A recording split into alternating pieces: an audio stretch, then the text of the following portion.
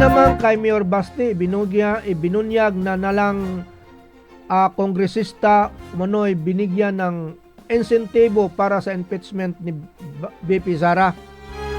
Nanawagan si Davao City Mayor Sebastian Basti Duterte sa mga mambabatas na Cebuano na ibasura ang impeachment complaint laban kay Vice President Sara Duterte. Iginiit ng alkalde na may ilang miyembro ng House of Representatives na umano'y inalok ng mga insentibo kapalit ng pagboto pabor sa pag-impeach sa kanyang kapatid.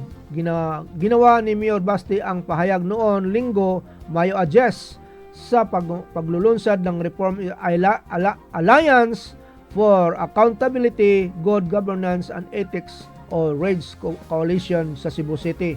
Nakatakdang bumuto ang Kamara sa Article of Impeachment laban sa pangalawang Pangulo ngayong araw, Mayo 11. Ayon kay Mayor Basti, kabilang sa mga umano'y inalok sa mga mambabatas ang 200 million pesos halaga ng mga proyektong infrastruktura kapalit ng suporta sa impeachment.